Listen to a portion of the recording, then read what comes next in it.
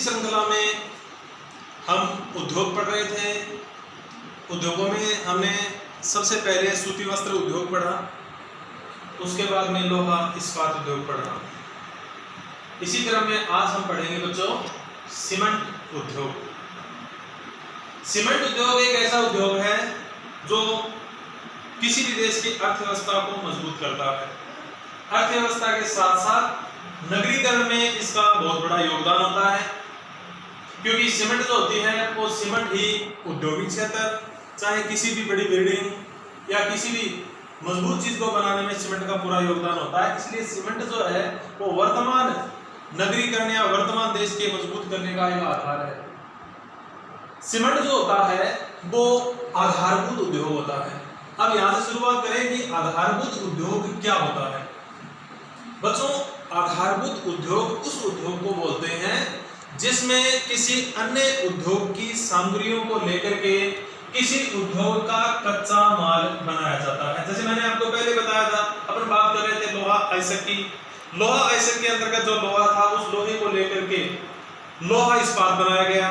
उसी प्रकार सीमेंट जो है वो आधारभूत उद्योग इसलिए होता है कि इसके अंतर्गत जो जिप्सम है, कोयला है, अन्य आधारों पर ये एक आधारित उद्योग है, इसलिए इसको आधारभूत उद्योग कहते हैं। यानी अन्य उद्योगों से कच्चे माल के रूप में वस्तुओं को प्राप्त करते हैं और उसके बाद में इस उद्योग में सीमेंट तैयार किया जाता है। साथ ही साथ ये एक भार हासता वाला उद्योग है। भार हास का अर्थ है कि जितनी सामग्री इस उद्योग में लगती है, जितना मटेरियल इसके अंदर लगता है, सीमेंट है वो उससे कम तैयार होते हैं। यानी कहने का अर्थ है कि सीमेंट जब 1 क्विंटल तैयार होती है तो उसमें मटेरियल जो है 1 क्विंटल से ज्यादा होता है, क्योंकि इसके वजन में क्या होती है, कमी होती है। इसलिए इस उद्योग को भार हासता वाला उद्योग भी कहते हैं। इस उद्योग का आविष्कार 1824 में इंग्लैंड के पोर्टलैंड में किया गया या हुआ। सबसे पहले अंग्रेजों के समय 1824 में इंग्लैंड में इस उद्योग का प्रारंभ हुआ। इंग्लैंड के पोर्टलैंड में जोसेफ नामक एक व्यक्ति के द्वारा इस उद्योग का प्रारंभ किया जाता माना गया है। इंग्लैंड से इस उद्योग की शुरुआत होकर जब भारत में इस उद्योग का प्रारंभ किया गया तो प्रारंभिक जो इसके उपयोग थे या प्रारंभिक जो तरीके थे वो विफल रहे, जिसमें बताया कि भारत में आधुनिक स्वरूप का पहला सीमेंट का कारखाना 1904 में, लगभग 1824 के बाद लगभग 100 साल बाद में 1904 के लगभग भारत के तमिलनाडु की चेन्नई में इस उद्योग का प्रारंभ किया गया। और वो भी किसके आधार पर किया गया, जो समुद्री सीपियां होती हैं, समुद्र में जो सीपियां प्राप्त होती हैं उन सीपियों को पीस करके इस उद्योग का प्रारंभ किया गया। लेकिन बच्चों 1904 में इसका प्रारंभ तो हो गया, लेकिन ये उद्योग जो वो क्या रहा, विफल रहा। मतलब इसकी शुरुआत भारत में 1904 में तमिलनाडु में हो गई, लेकिन ये उद्योग जो है प्रारंभ हुआ लेकिन विफल रहा। इसकी सही तरीके से शुरुआत इसके ठीक 10 साल बाद 1914 में इसका पहला भारतीय सीमेंट का कारखाना गुजरात के पोरबंदर में खोला गया। यानी पहला वैसे तमिलनाडु में, लेकिन तमिलनाडु वाला सफल नहीं हुआ, लेकिन सुचारू और सही तरीके से जो कारखाना जो था वो पोरबंदर में खोला गया 1914 में। और इसी के साथ साथ भारत के अन्य राज्यों में भी इस उद्योग को प्रारंभ किया गया। इसी समय राजस्थान के लाखेरी, जो एक बहुत बड़ा औद्योगिक क्षेत्र सीमेंट कारखाना है जो बूंदी जिले में पड़ता है, लाखेरी में इसका प्रारंभ किया गया। इसके साथ राजस्थान के साथ मध्य प्रदेश में भी इस उद्योग का प्रारंभ किया गया। इसके साथ साथ ये उद्योग जो था वो भारत का ऐसा उद्योग था जो उत्पादन और रोजगार की दृष्टि से सूती वस्त्र उद्योग के बाद दूसरे स्थान पे आ रहा था। यानी जिस प्रकार सूती वस्त्र उद्योग जो था वो भारत में एक बड़ी मात्रा में लोगों को रोजगार प्रदान कर रहा था, उसी के साथ साथ ये उद्योग जो था वो 2 नंबर पे ऐसा उद्योग था जो लोगों को बड़ी मात्रा में क्या दे रहा था, रोजगार दे रहा था। इस उद्योग में क्योंकि भारी उद्योग था, इसलिए इस उद्योग की स्थापना कच्चा माल व सस्ते परिवहन के स्थानों पर स्थापना की गई, क्योंकि भारी उद्योग होने की वजह से यातायात के साधनों में, मजदूरी में, कच्चा माल लाने ले जाने में काफी व्यय होता था। इसलिए इस उद्योग की स्थापना उन्हीं स्थानों पर की गई जहां पर कच्चा माल आसानी से प्राप्त हो सके। सीमेंट बनाने के लिए मतलब कच्चे माल के रूप में इस उद्योग में कच्चा माल जहां से प्राप्त हो रहा था वहीं इस उद्योग की स्थापना की गई। और जो सीमेंट है उस सीमेंट बनाने के लिए जो मटेरियल यानी कच्चे रूप में कच्चे माल के रूप में जो मटेरियल चाहिए, लगभग 1 टन सीमेंट बनाने के लिए 1.6 टन चूना पत्थर जो कच्चे माल के रूप में सीमेंट में इस्तेमाल किया जाता था, 0.38 टन जिप्सम, 3.8 टन कोयला, ये तीनों मटेरियल मिलाएंगे लगभग 2-2.5 टन हो जाता है। उसके बाद में उसको निकालेंगे तो लगभग 1 टन सीमेंट तैयार होती है। इसलिए इसको मैंने क्या बताया आपको, भार हास्ता वाला उद्योग। भार हास्ता यानी जितना वजन इसमें होता है उसके वजन में क्या आती है बच्चों, कमी आती है। इसलिए इस उद्योग को भार हास्ता वाला उद्योग कहते हैं। और जिप्सम जो है, इसमें कच्चे माल के रूप में हमने जिप्सम की बात की, तो जिप्सम जो है वो भारत में सबसे ज्यादा अपने राजस्थान में होती है। इसलिए इस उद्योग की स्थापना या इस उद्योग के जो कारखाने हैं उनकी संख्या की दृष्टि से राजस्थान में सीमेंट उत्पादन में प्रथम स्थान पे रहा। और इसी में भी राजस्थान के जो दक्षिणी जिले हैं उन जिलों में सीमेंट उत्पादन अग्रणी रहा। और उसका मूल कारण ये रहा कि वहां पर आसानी से जिप्सम की प्राप्ति हो जाती है। इस उद्योग में पूरे भारत की यदि बात करें तो लगभग 64 बड़ी कंपनियां जो इस उद्योग के अंतर्गत जुड़ी हुई थी, जिन्होंने अपने अलग अलग क्षेत्रों में कारखाने खोले। उन कारखानों में 190 बड़े कारखाने, जिसमें निजी क्षेत्र के कारखाने थे एसीसी सीमेंट, जेके समूह है, बिड़ला समूह है, नर्मदा समूह है, आंध्रा सीमेंट, इंडियन सीमेंट और श्री दिग्विजय समूह है। ये वो बड़ी संस्थाएं कंपनियां थी जिन्होंने प्रारंभिक रूप में निजी क्षेत्र में सीमेंट के कारखानों का प्रारंभ किया। निजी क्षेत्र के बाद अगली जो बात आती है वो आती है सार्वजनिक सेक्टर की। तो सार्वजनिक सेक्टर में सीमेंट के जो कारखाने खोले गए वो खोले गए सीसीआई द्वारा, यानी सीमेंट कॉर्पोरेशन ऑफ इंडिया। ये संस्था थी, इसने भारत के अलग अलग क्षेत्रों में अपने 10 यूनिट के तहत सीमेंट के कारखाने खोले। कौन सी? सार्वजनिक सेक्टर में। सार्वजनिक सेक्टर में सीमेंट कॉर्पोरेशन ऑफ इंडिया ने भारत के 10 यूनिट के रूप में यानी 10 स्थानों के रूप में अलग अलग क्षेत्रों में अपने सीमेंट के कारखानों की स्थापना की।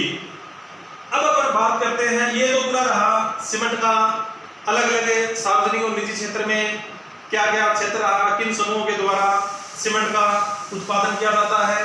अब उत्पादन की बात करें तो उत्पादन जो है वो सबसे पहले अपन अपने राजस्थान की सबसे ज्यादा सीमेंट जो उत्पादित होती है वो राजस्थान में होती है। और राजस्थान में भी भारत में जितनी भी सीमेंट होती है उस सीमेंट का 16% अपने राजस्थान में होता है। और इसका कारण भी मैंने बताया था कि सीमेंट में जो कच्चा माल लगता है उस कच्चे माल का एक बड़ा समूह अपने राजस्थान में पाया जाता है। उसमें प्रमुख रूप से जिप्सम, चूना पत्थर और कोयला है। इसलिए राजस्थान में सीमेंट के कारखाने ज्यादा है। लगभग पूरे भारत में जितना सीमेंट उत्पादन हो रहा है उसका 16% अपने राजस्थान में है। तो इस आधार पे पूरे भारत में प्रथम राज्य बनता है कौन सा? अपना राजस्थान, जिसमें सीमेंट के कारखाने हैं। 1912-13 में लाखेरी, जो ऊपर भी नाम आया कि लाखेरी बूंदी के अंतर्गत इसका कारखाना स्थापित किया गया। और लाखेरी बूंदी में प्रारंभिक कारखाना था। इसके बाद अगले जो कारखाना रहे वो रहा निम्बाहेड़ा के साथ में चित्तौड़गढ़। चित्तौड़गढ़ को सीमेंट नगरी के रूप में भी जाना जाता है। चित्तौड़गढ़ को सीमेंट नगरी इसलिए कहते हैं बच्चों क्योंकि सीमेंट के यहाँ पर 6 से अधिक कारखाने हैं। यानी राजस्थान के अंतर्गत यदि अपन बात करें तो सबसे ज्यादा सीमेंट के कारखाने हैं वो चित्तौड़गढ़ जिले में है। इसलिए सीमेंट की दृष्टि से चित्तौड़गढ़ को सीमेंट नगरी के रूप में भी जाना जाता है। चित्तौड़गढ़ के बाद कोटा, बूंदी में लाखेरी में इसका नाम आया ही है, सवाई माधोपुर, उदयपुर, नागौर, पाली, सिरोही। ये जो मैंने अभी जो जिलों के नाम बताए हैं वो राजस्थान के मध्य और दक्षिणी जिले हैं, जिन जिलों के अंतर्गत सबसे ज्यादा जिप्सम, चूना पत्थर, कोयले की प्राप्ति के साथ साथ इस सीमेंट का उत्पादन किया जाता है। यदि आगे अपन बात करें तो राज्य में 16 बड़ी और 5 मध्यम तथा 130 निजी उद्योग हैं। यानी बड़े उद्योगों की सीमेंट की बात करें 16 तो बड़ी संस्थाएं हैं, 5 मध्यम उद्योग है और 130 निजी उद्योग है वो स्थापित है। जिसमें जितना भी 16% जो सीमेंट अपने राजस्थान में उत्पादित होता है उसमें 90% है पोर्टलैंड। पोर्टलैंड यानी काली सीमेंट, लगभग 90% काली सीमेंट का उत्पादन होता है। और इसमें 10% जो है वो सफेद सीमेंट का उत्पादन होता है। बच्चों सफेद सीमेंट के भी अपने राजस्थान में कारखाने हैं। एक तो है गोटन नागौर में और दूसरा खारिया खंगार जोधपुर में है। इसकी एक महत्वपूर्ण बात यह है कि ये गोटन और खारिया खंगार इन दोनों उद्योगों की दूरी बहुत कम है। मूल कारण है कि गोटन जो नागौर में पड़ता है और खारिया खंगार जो जोधपुर में पड़ता है, ये दोनों जिलों के सीमावर्ती क्षेत्र में है। यानी नागौर जहां खत्म होता है, जहां गोटन शहर है, जहां गोटन रेलवे स्टेशन है, वहां पर उसके नजदीक इस उद्योग की स्थापना की गई है। तो जैसे अपन थोड़ा सा और आगे चले गए, नागौर इस गोटन के बाद में अगला जिला शुरू हो जाता है जोधपुर। जोधपुर के प्रारंभिक स्थान पे ही खारिया खंगार है। तो कहने का अर्थ है कि गोटन और खारिया खंगार जो सफेद सीमेंट के कारखाने हैं वो बहुत नजदीकी है, लेकिन दोनों जिले अलग अलग पड़ते हैं। तो इस प्रकार 10% सफेद सीमेंट के साथ अपने राजस्थान में ये सफेद सीमेंट उत्पादित होती है और 90% है काली सीमेंट। अब राजस्थान के बाद अगली जो बात करते हैं वो करते हैं मध्य प्रदेश और छत्तीसगढ़। ये दो जो स्टेट है वो मिलकर पूरे भारत की 22% सीमेंट का उत्पादन करते हैं। राजस्थान अकेला 16% उत्पादन करता है। मध्य प्रदेश और छत्तीसगढ़ दोनों स्टेट मिलकर के 22% उत्पादन करते हैं। और इसमें कच्चा माल जो है वो कैमूर की पहाड़ियों से कच्चा माल प्राप्त होता है। और इसमें उत्पादन जो जिले हैं वो है कटनी, सताना, दुर्ग, नंधार, बनमोर, नीमच, रतलाम, देवास, अकलतारा, जामुल और मेहर, ये सीमेंट उत्पादन जिले हैं। बच्चों इन नामों को जब अपन याद करते हैं कि ये कटनी है, सताना है, दुर्ग है, इनका फायदा ये होगा कि जब अपन नक्शा भरेंगे, अपने पेपर में नक्शा आएगा तो नक्शे के अंतर्गत ये चीजें महत्वपूर्ण है। साथ ही साथ इन उद्योगों के जो प्रश्न आते हैं उन प्रश्नों के अंदर भी ये हम लिखेंगे तो ज्यादा बढ़िया रहेगा, क्योंकि नक्शा भी इसके साथ साथ अपन को तैयार हो रहा है। इन दो स्टेटों के बाद अगली बात जो आती है वो आती है गुजरात की। गुजरात में जैसे मैंने प्रारंभ में बताया, सबसे पहला कारखाना गुजरात में 1914 में पोरबंदर में स्थापित किया गया था। तो ये भारत का 9.4% सीमेंट का उत्पादन करता है, जिसमें प्रमुख जिले जो सीमेंट उत्पादन में आते हैं वो है अहमदाबाद, भावनगर, पोरबंदर, राजकोट, ओखा, बोरावल, जामनगर और द्वारका। ये जो गुजरात के जिले हैं जहां सीमेंट का उत्पादन होता है। इसके साथ अगला तमिलनाडु जो समुद्र तटीय क्षेत्र है, जहां सबसे पहला कारखाना जो प्रारंभ किया गया था लेकिन वो असफल रहा, लेकिन प्रारंभ वो वहीं से माना जाता है। तो तमिलनाडु में तिरुनेलवेली, दागनियापुरम, तलायुथु, शंकरदुर्ग, राजमलयाम और मंदाक्राची, ये प्रमुख स्थान है जहां पर सीमेंट उत्पादन होता है। दूसरा, इस उद्योग का ये समुद्र तटीय क्षेत्र या बंदरगाह जो है इसकी भी एक्सपोर्ट मिलती है, जिससे बने हुए माल को आसानी से दूसरे स्थानों पर पहुंचाया जा सकता है। यदि उत्तर प्रदेश की बात करें तो उत्तर प्रदेश में 4.8%, झारखंड में 4.4% उत्पादन भारत की आजादी के समय से पहले का था। यदि भारत की आजादी से पहले इस उद्योग की बात करें तो उस समय भारत में 23 कारखाने थे, और जब देश का विभाजन हुआ तो इन उद्योगों में से 5 पाकिस्तान में चले गए। यानी जैसे सूती वस्त्र उद्योग की अपन बात कर रहे थे, तो सूती वस्त्र उद्योग को भी जब पाक विभाजन हुआ यानी देश विभाजन हुआ उस समय एक बड़ा हिस्सा पाकिस्तान में चला गया। उसी प्रकार इस उद्योग के अंतर्गत भी जो 23 कारखाने थे उनमें से 5 पाकिस्तान में चले गए जब देश का विभाजन हुआ।